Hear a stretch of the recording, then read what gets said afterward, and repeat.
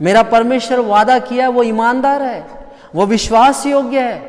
परमेश्वर जितना विश्वास योग्य कोई नहीं है। अगर परमेश्वर आपको बोला नौकरी दूंगा, वो नौकरी देगा। परमेश्वर आपको बोला आपको एक बड़े से जगह में खड़ा करूंगा, वो आपको खड़ा करेगा। परमेश्वर बोला आपको एक उच्च लेवल में रखूंगा, परमेश्वर आपको उच्च लेवल में रखेगा। परमेश्वर बोला आपको भविष्यवक्ता बनाएगा, वो बनाएगा। परमेश्वर बोला आपको अपोस्टल जैसे इस्तेमाल करेगा, वो करेगा। परमेश्वर अगर कुछ बोला है तो करेगा। परमेश्वर कुछ बोले तो वो होगा। परमेश्वर कुछ डिसाइड किया तो उसको दुनिया की कोई ताकत रोक नहीं सकती। हालेलुया। आज मैं पूछता हूं, आप और मैं, बहुत सारे लोग सोशल मीडिया से कनेक्ट हैं। ये सोशल मीडिया के कारण ही आ रहा है, लेकिन इंस्टाग्राम, फेसबुक, ट्विटर, ये सब में फॉलो करने का रहता है। सही है? तो आप कितनों को फॉलो करते हैं? कालेब सिर्फ और सिर्फ यहोवा को फॉलो करता है। कालेब सिर्फ और सिर्फ मूसा के वचनों को फॉलो करता है। कालेब सिर्फ और सिर्फ यहोवा की आज्ञाओं को फॉलो करता है। आप किसको फॉलो कर रहे हैं? आपके फॉलो लिस्ट में कौन कौन है? आपके फॉलो लिस्ट में परमेश्वर के दास लोग हैं कि इस संसार के पैसों में नाचने वाले बिकाऊ टाइप के लोग हैं? आप किसको फॉलो करते हैं? परमेश्वर के लिए जान छिड़कने वाले लोगों को कि पैसे के लिए जान छिड़कने वाले लोगों को? मैं मेरी वाइफ से हमेशा बोलता हूं, चंद पैसों के लिए जो अपने आप को आधा वस्त्रहीन करता है, उसको अगर थोड़ा ज्यादा पैसा देने से वो क्या कुछ नहीं करेगा। मैं पैसा कमाना गलत है नहीं बोल रहा हूं, लेकिन ऐसे लोगों को फॉलो करना गलत है।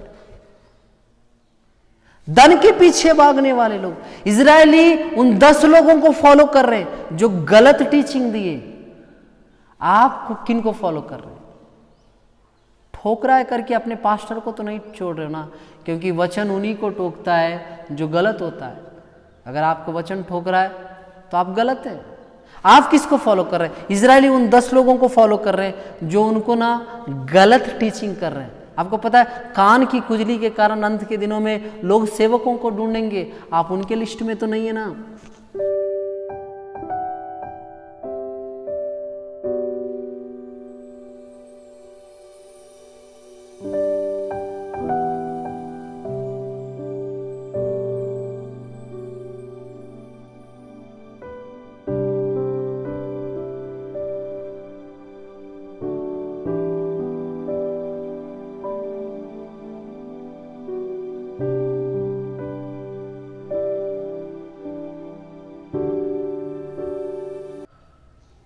मसीह में आप सबों को मेरी ओर से जय मसीह की। ये वचन आज हम लोग सुनने वाले हैं, उसको सुनने के पहले हम लोग छोटा सा दुआ कर ले। प्रिय प्रभु, ये वचन सुनने वाले सबको तेरे हाथों में सौंपता हूँ। ये वचन उनके जीवन में बहुत आयत का काम करने के लिए सहायता करना। ये वचन उनके जीवन में उत्साह उल्लास को लाने के लिए सहायता करना। मदद कर पिता, यीशु के नाम से मांगते हैं पिता, आमीन। हालेलुया। आइए हम लोग वचन में जाएंगे। मैं विश्वास करता हूँ ये वचन आपको बहुत सारे पॉजिटिव एनर्जी को देगा, और ये पॉजिटिव एनर्जी मेरी ओर से नहीं है, मेरे पिता की ओर से है। मेरा विश्वास है कि ये पॉजिटिव एनर्जी आपके जीवन में बहुत कुछ हासिल करने में सहायता करेगा। आइए हम लोग आज कालेब और इजरायलियों के विषय में सुनेंगे। कालेब क्या पूछा और इजरायली क्या पूछे। इजरायली कहाँ से आए? आप सबको पता है, इजरायली याकूब के बच्चों से आए। लेकिन वहीं पे बाइबल में 2 लोग हैं, एक कालेब और दूसरा यहोशू, जो 2 लोग एक एप्रैम गोत्र से हैं, जो होसे या यहोशू बोलते हैं, दूसरा कालेब जो यहूदा के गोत्र से हैं।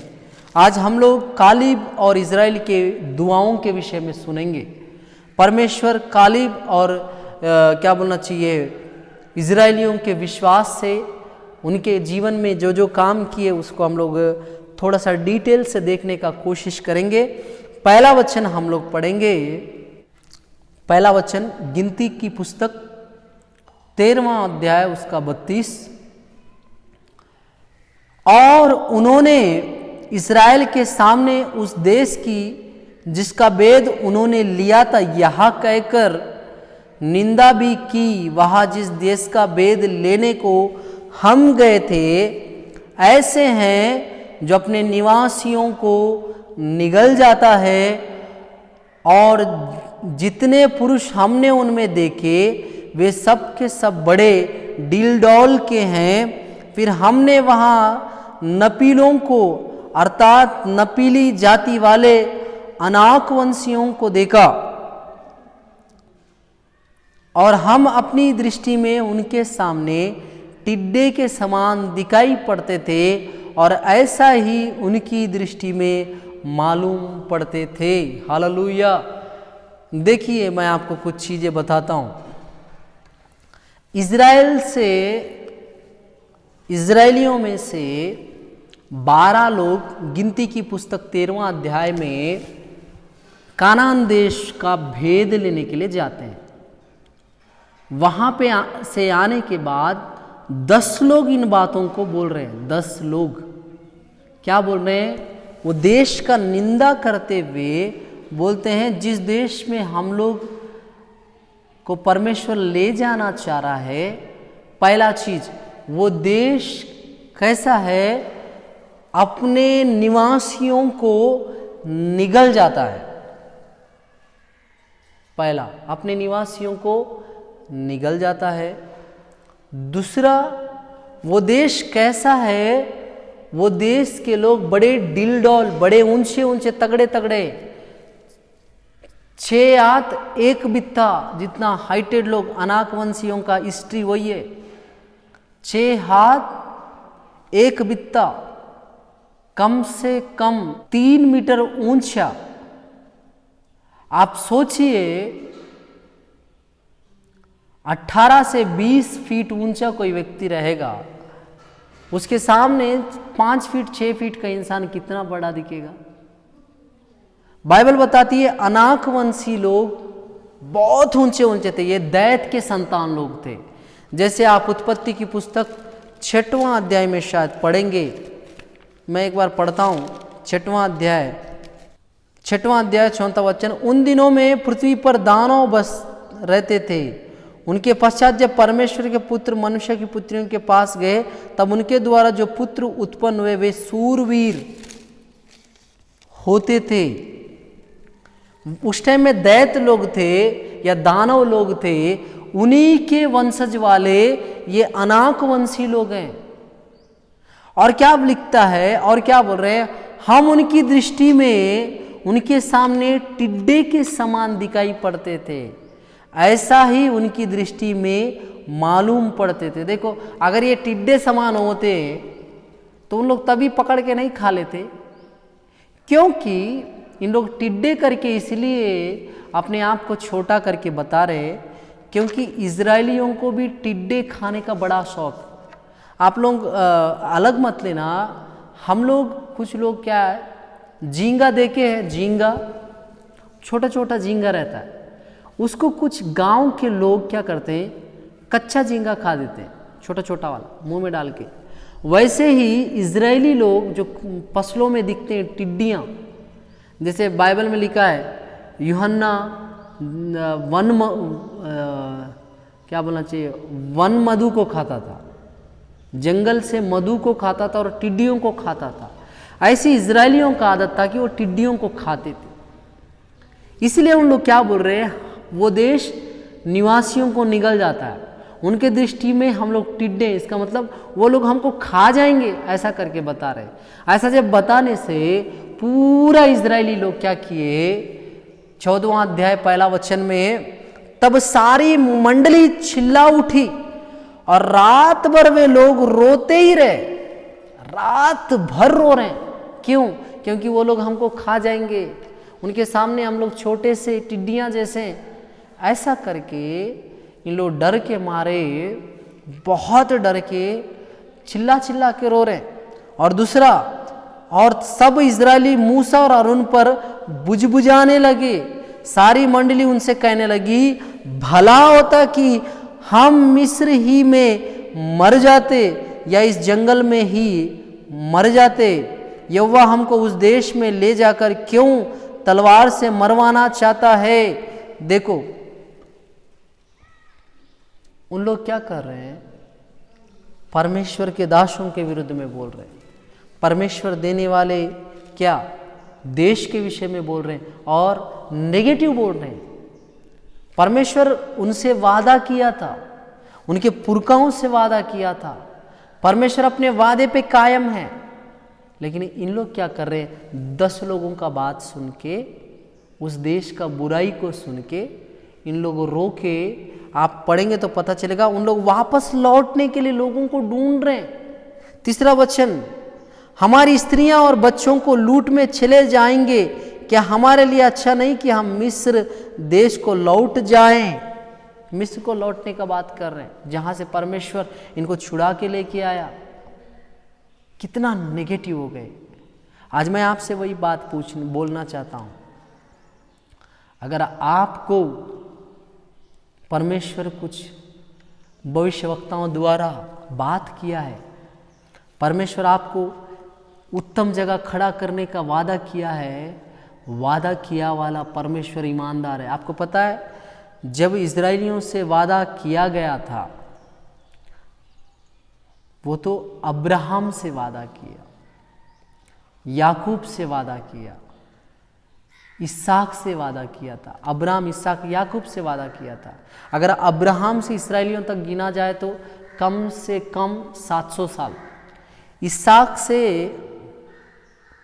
गिना जाए तो 600 साल कम से कम, और वहीं पे याकूब से गिना जाए तो कम से कम 500 से 450 साल।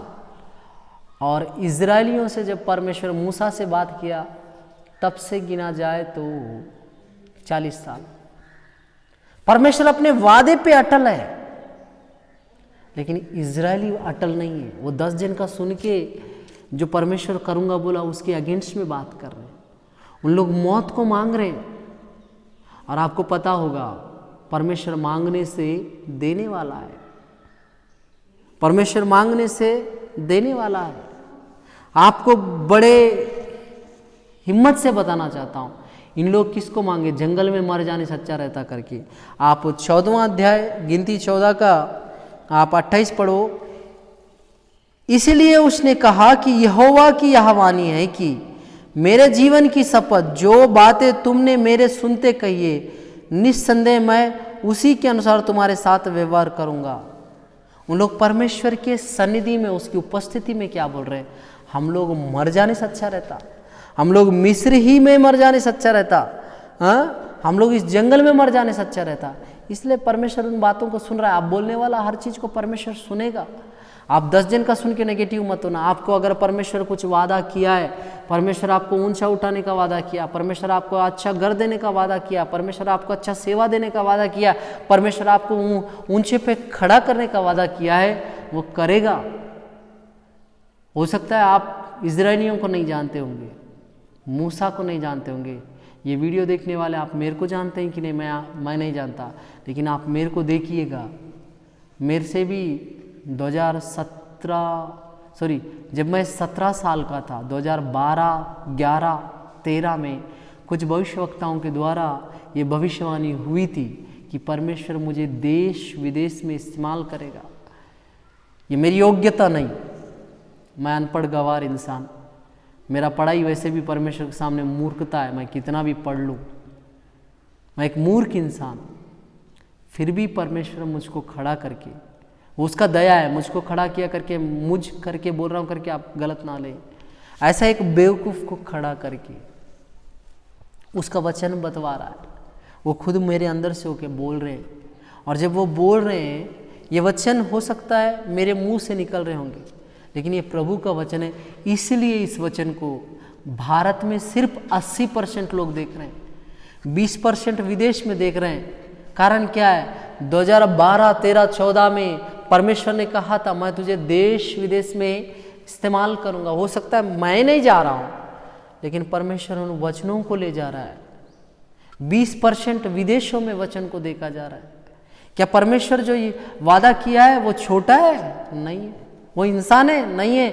आपको वादा किए वाले भूल सकते हैं, परमेश्वर नहीं भूलेगा। आपको पता है 2012 में किसी एक व्यक्ति ने मेरे से जीवन भर साथ रहने का वादा किया था, तोड़ दिया। इंसानों का वादा टूट जाता है, लेकिन वही 2012 में परमेश्वर वादा किया। अभी भी मैं हो सकता है इंटरनेशनल रूप से वचन तो जा रहा है विदेशों में, लेकिन मैं नहीं गया हूँगा। लेकिन एक दिन वो दिन भी आएगा, मेरे को विश्वास है। मेरा परमेश्वर वादा किया वो ईमानदार है, वो विश्वास योग्य है। परमेश्वर जितना विश्वास योग्य कोई नहीं है। अगर परमेश्वर आपको बोला नौकरी दूंगा, वो नौकरी देगा। परमेश्वर आपको बोला आपको एक बड़े से जगह में खड़ा करूंगा, वो आपको खड़ा करेगा। परमेश्वर बोला आपको एक उच्च लेवल में रखूंगा, परमेश्वर आपको उच्च लेवल में रखेगा। परमेश्वर बोला आपको भविष्यवक्ता बनाएगा, वो बनाएगा। परमेश्वर बोला आपको अपोस्टल जैसे इस्तेमाल करेगा, वो करेगा। परमेश्वर अगर कुछ बोला है तो करेगा, परमेश्वर कुछ बोले तो वो होगा। परमेश्वर कुछ डिसाइड किया तो उसको दुनिया की कोई ताकत रोक नहीं सकती। हालेलुया। और क्या लिखता है? तुम्हारे शव इसी जंगल में पड़े रहेंगे। गिनती 14 का 29। अर्थात तुम सब में से 20 वर्ष के या उससे अधिक आयु के जितने गिने गए थे मुझ पर बुझबुझाते थे। उनमें से यपुन्ने के पुत्र कालीब और नून के पुत्र यहोशू को छोड़ कोई भी उस देश में ना जाने पाएगा जिसके विषय में मैंने शपथ खाई है कि इजरायली लोगों को परमेश्वर बोलते समय सुना कि हम यहाँ मर जाने से अच्छा रहता। परमेश्वर बोला ठीक है तुम यहीं पे मरोगे, यहीं पे मरोगे। लेकिन ये चीज को सुनकर हम लोग मिस्र वापस लौट जाएंगे। ये सब चीज को सुन के उन सारे मंडली में 6 लाख पुरुषों और कई लाख, उनमें से सिर्फ 2 लोग, देखो क्या लिखता है गिनती 14 का 6, और नून का पुत्र यहोशू और यपुन्ने का पुत्र कालीब जो देश के भेद लेने वालों में से थे, अपने अपने वस्त्र फाड़ कर, ये वापस जाने का बात जैसे ही सुने उनका दिमाग खराब हो गया। उनको गुस्सा भी आया होगा या दुख आया होगा। वो तकलीफ को जाहिर कर रहे। उस टाइम में तकलीफ जाहिर करना, खुद के वस्त्र फाड़ना, अगर किसी के बच्चे मर जाते हैं तो वो अपने वस्त्र को फाड़ के रोने लग जाता था। अपने सिर पे क्या बोलना चाहिए, धूल को डाल लेता था, राख को डाल लेता था। सेम ऐसी एक परिस्थिति। इसका मतलब उन लोगों के अंदर का विश्वास जैसे ही मर गया, उसको देख के यहोशू और कालेब अपना वस्त्र फाड़ दिए। परमेश्वर की आज्ञा के विरुद्ध में जैसे इन लोग बोले, इन लोग सुन नहीं पाए। आज मैं आपसे बोल रहा हूं, अगर कोई 10 लोग आके आपको बोले तू कुछ नहीं कर सकता, उनका मत सुनना। आप कुछ नहीं कर सकती सिस्टर बोले, उनका मत सुनना। लेकिन मैं ये बोलना चाहता हूं, आप प्रभु के दासों का सुनना, ईमानदार रहना, बहुत ईमानदार। अगर आप ईमानदार रहेंगे, परमेश्वर आपको ऊंचे पे उठाएगा, वास्तव में उठाएगा। क्योंकि अगर परमेश्वर देखता है जो छोटी चीजों में ईमानदार है, उसको बड़ी चीजों में क्या करता है, वारिस बना देता है। कालीब जो देखो व्यवस्था की पुस्तक में तोरहा जिसको मूसा ने लिखा, उसमें कालीब करके लिखा है, लेकिन यहोशू की पुस्तक में कालेब करके लिखा है। इतिहास में भी आप पहला इतिहास की पुस्तक में पढ़ेंगे तो वहां भी कालेब लिखा है। तो कालेब जो है, अगर मैं कालीब बोलता हूं या कालेब बोलता हूं, दोनों एक ही है। थोड़ा सा मूसा के प्रोनाउंसिएशन में कालीब, यहोशू के प्रोनाउंसिएशन में, सैमुएल के प्रोनाउंसिएशन में कालेब। अगर कालेब और यहोशू अपने वस्त्र फाड़ रहे हैं, वो क्या जता रहे हैं, तुम लोग जो बोल रहे हो वो गलत है, हम लोग तुम्हारे द्वारा बोला गया सुन नहीं सकते, तुम लोग गलत रूट पे हो। और कालीब क्या बोलते हैं, देखो इस्राएल की सारी मंडली से कहने लगे, जिस देश का भेद लेने को हम इधर उधर घूम कर आए हैं वह अत्यंत उत्तम देश है। इन लोग बोल रहे हैं कि वो देश लोगों को निगल लेता है। इन लोग बोल रहे हैं वो देश निवासियों को निगल लेता है। वहाँ के लोग दैत्य है, शैतानिक लोग हैं। उन लोगों के सामने हम लोग टिड्डियाँ हैं, हम लोगों को तो उन लोग खा जाएंगे। जैसे हम लोग मधु में डुबा के टिड्डियों को खाते हैं, वैसी कानान के लोग, अनाक वंशीय लोग हमको खा जाएंगे। बोलने से कालिब बोलता है कि ऐसा नहीं है। जिस देश को हम लोग भेद लेने इधर उधर घूम के आए वो उत्तम देश है। कैसा देश है? देखो नीचे लिखता है, कुछ कुछ कंडीशन दे रहा है। यदि यहोवा हमसे प्रसन्न हो तो, अगर हम लोग यहोवा को प्रसन्न कर पाए तो क्या लिखता है?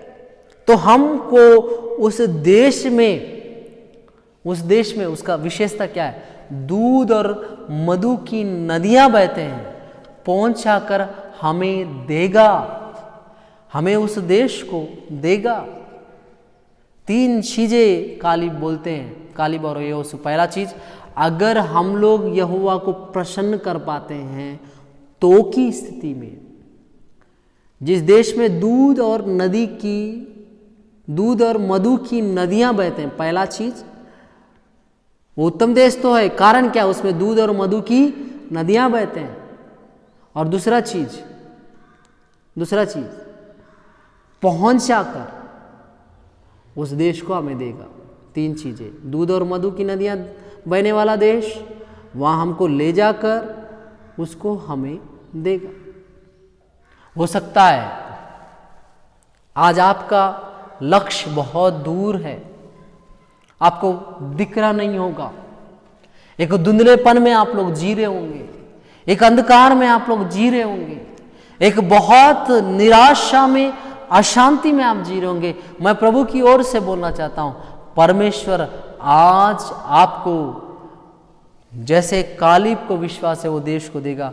आपके साथ भी अगर आप विश्वास के साथ बोलोगे, परमेश्वर अगर मेरे को भविष्यवक्ता बनाना चाहता है तो बनाएगा, परमेश्वर मुझको उत्तम पत्नी या पति को देना चाहता है तो देगा, परमेश्वर मेरे को उत्तम कलीसिया को देगा, परमेश्वर मेरे को उत्तम सेवा को देगा, परमेश्वर मुझको उत्तम घर को देगा, परमेश्वर मुझको उत्तम गाड़ी बंगला पैसा देगा, परमेश्वर मुझको उत्तम कपड़े देगा, परमेश्वर मुझको उत्तम हर सुख सुविधा देगा। अगर आप विश्वास के साथ बोलते हैं तो हो सकता है परमेश्वर उस चीज को करे। और क्या लिखता है?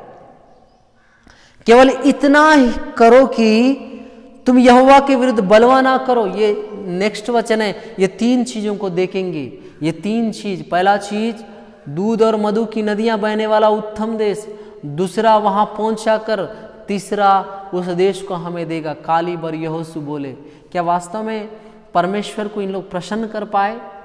इजरायली लोग प्रसन्न नहीं कर पाए, इसलिए उनके जीवन में श्राप आया। उन लोग मौत को मांगे, जहां से आशीष आना है वहां से मौत आया, क्योंकि उन लोग बुझबुझाकर, कुड़कुड़ाकर, विरुद्ध में बलवा करके क्या किए? मौत को मांगे। लेकिन कालिब और यहोशू क्या किए? देखो लिखता है 14:24, परंतु इस कारण कि मेरे दास कालिब के साथ और ही आत्मा है। कैसी आत्मा है? देखो मैं आपको पढ़ के सुनाता हूं कैसी आत्मा है। ये आत्मा कैसा वाला आत्मा है? ये आत्मा परमेश्वर के वचन पे विश्वास करने वाला आत्मा है। ये आत्मा परमेश्वर के वादे को पाने का इच्छा रखने वाला आत्मा है। यह आत्मा कैसा है? परमेश्वर दिखाने वाला हर चीज को बेस्ट है सोचने वाला आत्मा है। सही बोल रहा हूं? सही बोल रहा हूं? लेकिन ये आत्मा किसमें है? ये आत्मा सिर्फ और सिर्फ कालिब में और यहोशू में है। बाकियों में कौन सी आत्मा है? बाकियों में निंदा करने की आत्मा है। जैसे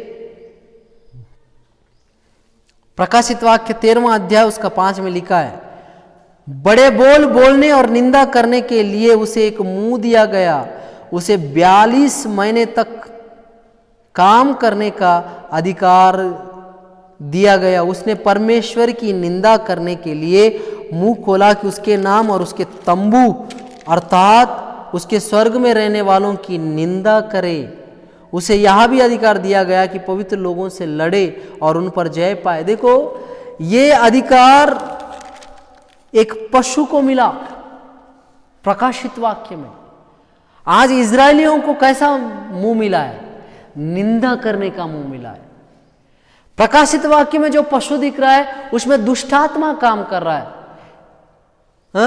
और इन इजरायलियों में कौन सा आत्मा काम कर रहा है? इनमें भी दुष्टात्मा ही काम कर रहा है। बड़ा बोलने वाली आत्मा, निंदा करने वाली आत्मा, परमेश्वर के लोगों का निंदा करने वाली आत्मा, परमेश्वर के तंबू और परमेश्वर के स्वर्ग में रहने वालों का निंदा करने की आत्मा प्रकाशित वाक्य में दिया जा रहा है। वो ही आत्मा, वैसे ही प्रकार का आत्मा किनके जीवन में काम कर रहा है?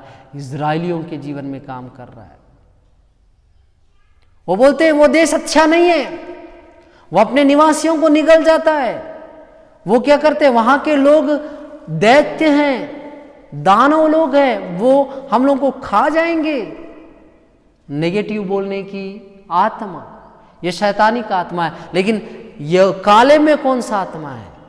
कालेब में पॉजिटिव बोलने की आत्मा है।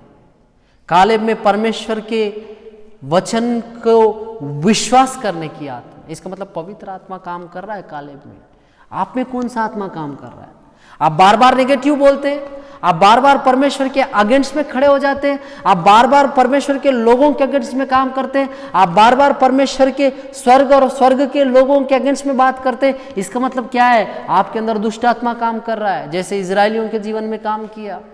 वो जिस देश से निकल के आए तो वो देश को वापस जाना है, पुराना जिंदगी अपनाना चाह रहे हैं, पुराने जीवनचर्या को फिर से वापस लाने का कोशिश कर रहे हैं। लेकिन कालेब और यहोशू ऐसा नहीं कर रहे। उनके अंदर एक नया ही आत्मा है। वो कौन सा है? पवित्र आत्मा है। वहां लिखा है, क्या लिखता है? मेरा दास कालेब के साथ और ही आत्मा है और उसने पूरी रीति से मेरा अनुकरण किया है। अनुकरण इब्रू भाषा में अकार लिखा है। अकार, अकार, अकार का मतलब होता है फॉलो करना, बिहाइंड।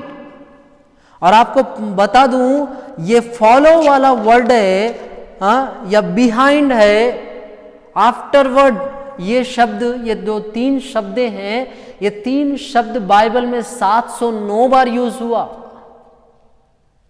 मूसा यहोवा को फॉलो करता था, कालेब यहोवा को फॉलो करता है, अनुकरण करता है। कौन व्यक्ति अनुकरण करता है? बाइबल में लिखा है, जब परमेश्वर का आत्मा तुम्हारे ऊपर आएगा। परमेश्वर का वचन देखो, हम लोग पढ़ते हैं, शायद यूहन्ना की पुस्तक में होगा।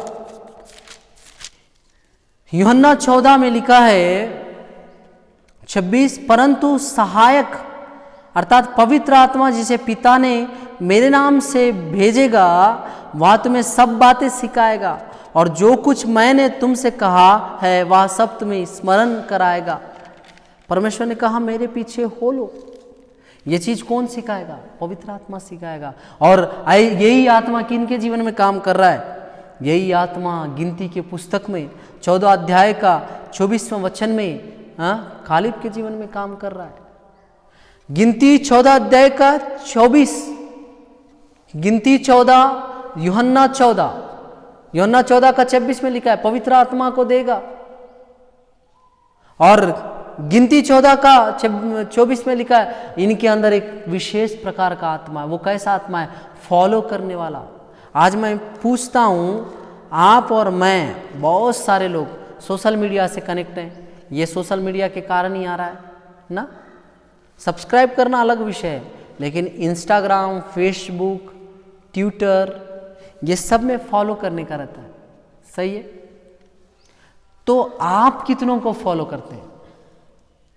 कालेब सिर्फ और सिर्फ यहोवा को फॉलो करता है। कालेब सिर्फ और सिर्फ मूसा के वचनों को फॉलो करता है। कालेब सिर्फ और सिर्फ यहोवा की आज्ञाओं को फॉलो करता है। आप किसको फॉलो कर रहे हैं? आपके फॉलो लिस्ट में कौन कौन है? आपके फॉलो लिस्ट में परमेश्वर के दास लोग हैं कि इस संसार के पैसों में नाचने वाले बिकाऊ टाइप के लोग हैं? आप किसको फॉलो करते हैं? परमेश्वर के लिए जान छिड़कने वाले लोगों को कि पैसे के लिए जान छिड़कने वाले लोगों को? मैं मेरी वाइफ से हमेशा बोलता हूं, जो 4 करोड़ देने से आधे वस्त्रहीन होके सॉन्ग कर रहे हैं, 8 करोड़ में 4 करोड़ में, अगर उसको 80 करोड़ 100 करोड़ दिया जाए तो वो बिस्तर में भी आने के लिए तैयार हो जाएगी। ऐसे लोगों का क्या देखना? चंद पैसों के लिए जो अपने आप को आधा वस्त्रहीन करता है, उसको अगर थोड़ा ज्यादा पैसा देने से वो क्या कुछ नहीं करेगा। मैं पैसा कमाना गलत है नहीं बोल रहा हूं, लेकिन ऐसे लोगों को फॉलो करना गलत है। धन के पीछे भागने वाले लोग, इजरायली उन 10 लोगों को फॉलो कर रहे हैं जो गलत टीचिंग दिए। आप किन को फॉलो कर रहे हैं? ठोकराए करके अपने पास्टर को तो नहीं छोड़ रहे ना, क्योंकि वचन उन्हीं को टोकता है जो गलत होता है। अगर आपको वचन ठोक रहा है तो आप गलत हैं। आप किसको फॉलो कर रहे हैं? इजरायली उन 10 लोगों को फॉलो कर रहे हैं जो उनको ना गलत टीचिंग कर रहे हैं। आपको पता है कान की खुजली के कारण अंत के दिनों में लोग सेवकों को ढूंढेंगे, आप उनके लिस्ट में तो नहीं है ना। बाइबल में लिखा है एक व्यक्ति जो प्रभु का काम करता है वो चरवाहा है। एक चरवाहा क्या करता है? अपने भेड़ बकरियों को सही रास्ते में लाने के लिए डंडे से मारता है। मरते दम तक नहीं मारता, नॉर्मल मारता है। क्यों? सही रास्ते पे चलो करके। हो सकता है आपका पास्टर आपको मार रहा होगा और आपने उसको फॉलो करना छोड़ दिया।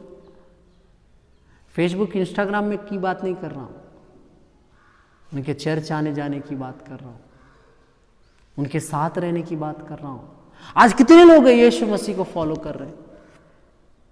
हम लोग फॉलो करने का ढोंग दिखा रहे हैं, हम लोग फॉलो नहीं कर रहे। अगर हम लोग प्रभु को फॉलो करने वाले लोग हैं तो हमारे जीवन में कालेब जैसा आशीष आएगा। हमारे जीवन में आशीष ही कहाँ है?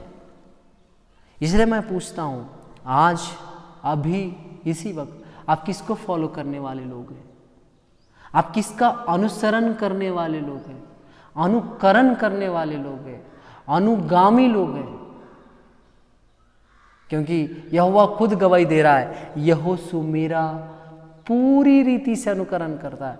यहोशू का नाम का संधि विच्छेद किया जाए तो यहोशू के नाम में 3 ही लेटर है, लेकिन उनको संधि विच्छेद करने से आपको कॉल लेव करके 2 शब्द मिलेंगे। कॉल का अर्थ होता है उल या ऑल। उल या ऑल बनने से पूरा या पूरे, और लेव इब्रू शब्द है, लेव का अर्थ होता है हृदय। पूरे हृदय से, पूरा हृदय से। बाइबल बताती है कि पूरी रीति से मेरा अनुकरण करता है। कौन कालिब करता है? आप कितना हृदय से यीशु मसीह का फॉलो कर रहे हैं?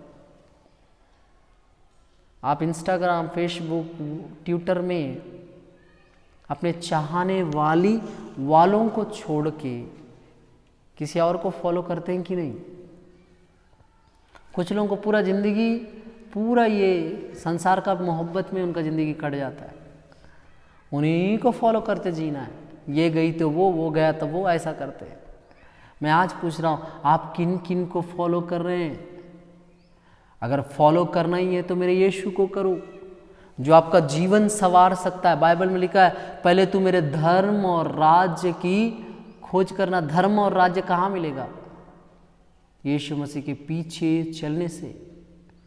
यीशु मसीह ने कहा पतरस को, ये जालों को छोड़ के तू मेरे पीछे हो ले। पतरस के ऊपर अपनी कलीसिया बांधूंगा बोला। पतरस के द्वारा दिया वाला वचन के तहत आज आधुनिक कलीसिया तक आज कलीसियाएं बंधे जा रहे हैं। आप और मैं पतरस के नींव पे बंधे वाले कलीसिया है, जिसका नींव का पत्थर यीशु मसीह है। हम लोग किसको फॉलो कर रहे हैं? पतरस यीशु को फॉलो करने वाला व्यक्ति था। हम लोग किसको फॉलो कर रहे हैं? यीशु कैसा व्यक्ति था? यीशु अपने जीवन काल में जब इस धरती पे था, वो यहोवा को फॉलो करता था। उन्होंने कई दफा बोला, मेरा पिता जो मुझको करने के लिए और कहने के लिए बोलता है, वो ही करता हूं, वो ही करता हूं, वो ही कहता हूं, वो ही करता हूं। आज आप और मैं डिसाइड करना है हम लोग किसको फॉलो कर रहे हैं। और नीचे लिखा है, मैं उसको उस देश में जिसमें वो आया है पहुंचाऊंगा। कालीब 14 अध्याय, गिनती 14 अध्याय उसका 7 में 8 में बोलता है कि वो हमको पहुंचाकर उस देश को हमें देगा। यहां पे यहोवा सेम वर्ड को दोहरा रहा है, मैं कालीब को जो मेरा अनुकरण करता, वो मेरी पूरी रीति से अनुकरण करता, उसमें एक अलग प्रकार का आत्मा है, उसको मैं उस देश में पहुंचाऊंगा। वही वचन देखो, गिनती 14:30, उनमें से यपुन्ने के पुत्र कालीब और नूह के पुत्र यहोशू को छोड़ कोई भी उस देश में ना जाने पाएगा जिसके विषय मैंने शपथ खाई है। लेकिन 24 में क्लियर लिखा है, जिसमें वह ओ आया है पहुंचाऊंगा। पहुंचाने का बात कर रहा है। आप कहां तक नहीं पहुंच पा रहे? आप अपनी मंजिल तक नहीं पहुंच पा रहे होंगे, हमेशा जॉब देके रिजेक्ट हो जा रहे होंगे, हमेशा रिश्ते नाते में एक स्तर तक आके आपका पहुंचना टूट जा रहा होगा। आप हमेशा अपने क्या बोला, गोल तक जाने के पहले बिखर जाते होंगे, टूट जाते होंगे। आपके जीवन में एक शयत जहाँ तक पहुँचना है, शुगर लेवल जितना रहना है, बीपी जितना रहना है, आपका स्टेमिना जितना रहना है, उतना नहीं रह रहा होगा। आप पहुँच नहीं पा रहे होंगे। कुछ लोग चर्च नहीं पहुँच पाते टाइम के अनुसार, लेकिन परमेश्वर बोलता है आज जितने लोग आज तक पहुँच नहीं पाए उनको मैं वहाँ तक पहुँचूंगा। लेकिन पहला कंडीशन क्या है? कालीब ने कहा था, अगर हम लोग परमेश्वर को प्रसन्न करें तो, हमसे अगर परमेश्वर प्रसन्न हो तो। इजरायलियों से परमेश्वर प्रसन्न नहीं है, कालीब और यहोशू से प्रसन्न है। कारण क्या है? इजरायली लोग वापस पुरानी जिंदगी में जाना चाहते हैं। परमेश्वर उनसे प्रसन्न नहीं रहता जो पुरानी जिंदगी को दोहरा के जीते हैं। परमेश्वर उनसे प्रसन्न नहीं रहता जो पुराने जिंदगी को अपने जीवन में हमल करते रहते हैं। परमेश्वर उनसे प्रसन्न नहीं रहता जो आगे बढ़ के फिर पीछे जाना चाहता है। परमेश्वर उनसे प्रसन्न रहता है जो एक बार खड़े हो जाए तो वो पीछे मुड़कर नहीं देखता। यहोशू और कालेब पीछे मुड़ के देखने वाले लोग नहीं है। यहोशू और कालेब पीछे मुड़ के रहने वाले नहीं है। और बाइबल बताती है, और उनका वंश उस देश का अधिकारी होगा। वंश, कालीब का वंश उस देश का अधिकारी होगा। कालीब किस गोत्र का व्यक्ति है? दाऊद के गोत्र का नहीं, यहूदा गोत्र का है। और यहूदा गोत्र में कौन कौन आए? एक महान व्यक्ति दाऊद आया, उसके बाद सर्वोत्तम, उनसे महान कोई नहीं, यीशु मसीह आए।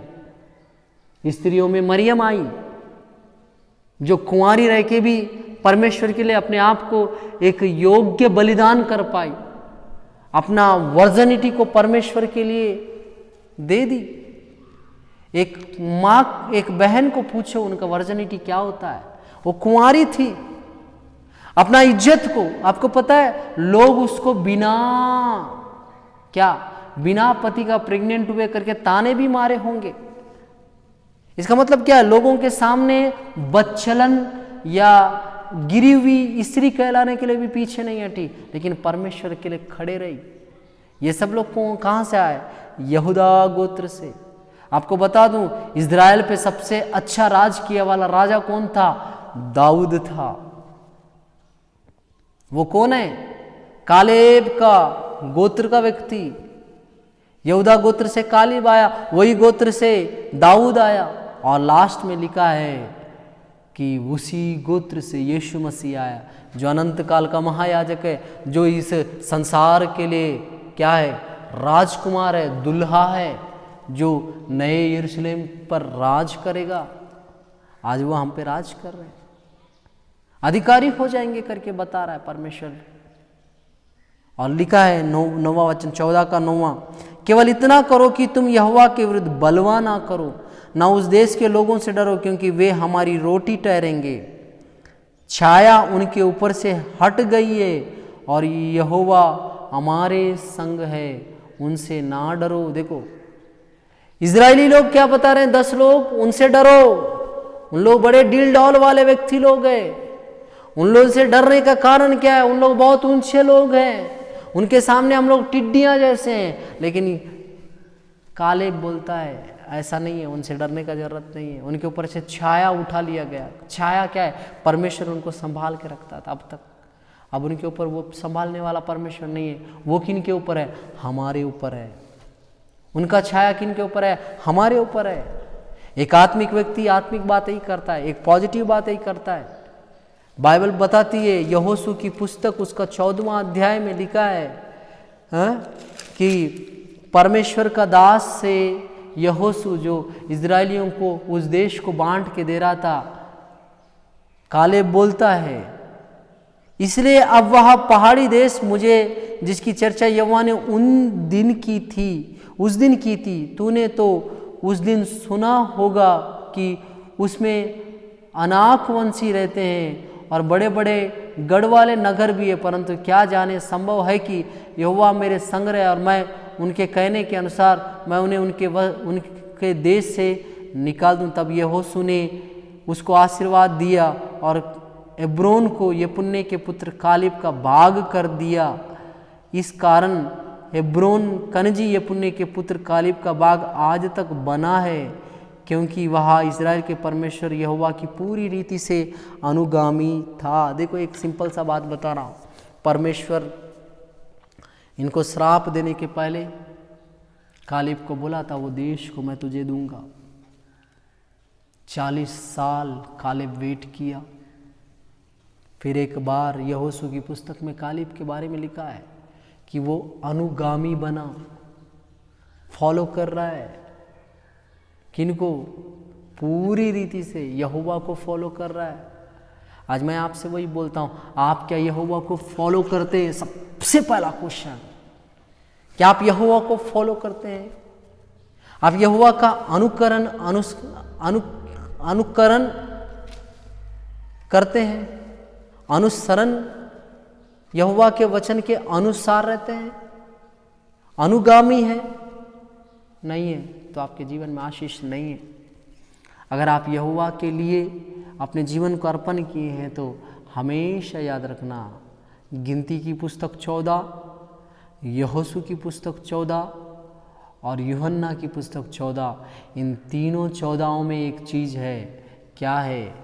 एक में कालेब दिखता है, दूसरे में कालेब दिखता है, तीसरा में कालेब के अंदर का पवित्र आत्मा दिखता है।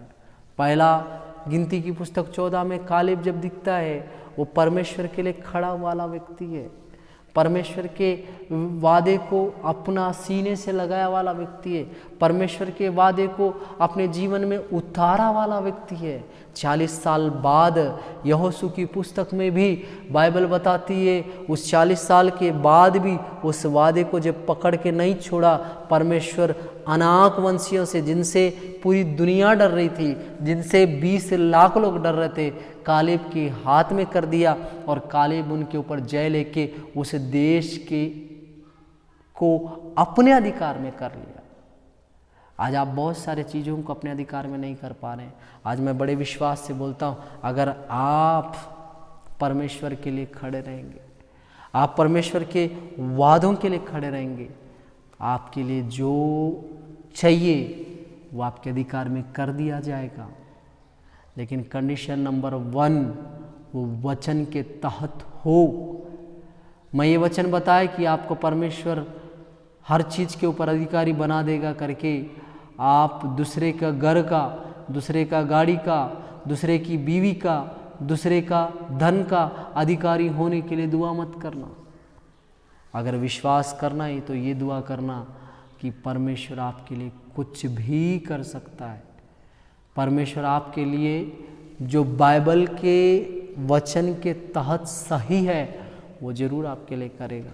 आपको जॉब देना खुदा के लिए गलत नहीं है, आपको घर देना खुदा के लिए गलत नहीं है, आपके लिए उत्तम वधु और वर को जो बिना शादीशुदा के हैं देना गलत नहीं है, आपके लिए थोड़ा सा धन देना गलत नहीं है, आपके लिए अच्छे वस्त्र देना गलत नहीं है, आपके लिए भोजन देना गलत नहीं है। तो परमेश्वर ये सब को आपको देना चाहेगा।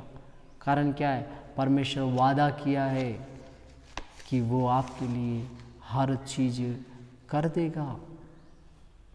कालीब बोल रहा है अगर आप विश्वास करो, बलवा ना करो तो वो देश के लोग हमारे लिए रोटी ठहरेंगे। इजरायली बोल रहे हैं वो देश के लोग के सामने हम लोग टिड्डियाँ हैं, वो देश के निवासी हमको निगल जाएंगे। और कालीब बोल रहा है वो हमारी रोटियां ठहरेंगे। कारण क्या है? यहोवा हमारी ओर है। आपके ओर अगर यहोवा है, आपके साथ अगर यहोवा है तो आपका कोई कुछ नहीं बिगाड़ सकता। बाइबल में लिखा है जिसका सहायक यहोवा है उसका कौन क्या कर पाएगा, उसका कौन क्या बिगाड़ पाएगा। आपके साइड कौन है? जिसका सहायक यहोवा है उसका क्या कोई बिगाड़ सकता है। दाऊद का कौन क्या बिगाड़ पाया? जब तक दाऊद व्यभिचार नहीं किया तब तक उसको कोई उंगली उठा नहीं पाया। क्यों? परमेश्वर सबसे जीत के। आपको पता है बाइबल में यहोशू और कालेब जो दो लोग ऐसे व्यक्ति लोग थे जो परमेश्वर को पूर्ण रीति से अपने जीवन में ग्रहण करके परमेश्वर की इच्छा के अनुसार चलते थे। और बाइबल बताती है 40 साल बाद जब ये 20 साल के उम्र से लेके उसके ऊपर के जितने लोग हैं मर जाने के बाद यहोशू और कालेब उस कानान को गए जहाँ परमेश्वर उनको ले जाना चाहता था। आपके लिए भी लाखों भविष्यवाणियाँ हुई होगी, आपके लिए भी हजारों अगुवाइयाँ हुई होगी, आपके लिए भी लाखों स्वप्न दर्शन देके गए होंगे, आपके लिए भी करोड़ों क्या बोलना चाहिए भविष्यवाणी के हालेलुया एक महान वचनों को आपके लिए रिलीज कर दिया गया होगा। मैं बड़े विश्वास के साथ बोलता हूँ आज वो सारा चीज़ को आप रिसीव कर सकते हो, लेकिन पहला कंडीशन आप प्रभु को प्रसन्न करो। एक व्यक्ति पाप में रह के प्रभु को प्रसन्न नहीं कर सकता। दूसरा कंडीशन उसके विरुद्ध बलवा ना करो। एक व्यक्ति परमेश्वर के विरुद्ध में बड़बड़ा के बुझबुझा के हालेलुया परमेश्वर के अगेंस्ट में बोल के उसके विरुद्ध में रह के कुछ पा नहीं सकता। आइए हम लोग प्रार्थना करें, खुदा हमको कालेब और यहोशू समान बनाना, हमको कालेब के समान विश्वास योग्य बनाना। बाइबल में लिखा है अगर कोई व्यक्ति छोटे चीज़ों में विश्वास योग्य है उसको बड़े चीज़ों का अधिकारी बनाएगा। अगर आप छोटे चीज़ों में विश्वास योग्य हैं आपको बहुत बड़े चीज़ों का भी खुदा क्या अधिकारी बना देगा। अपने आंखों को बंद करें।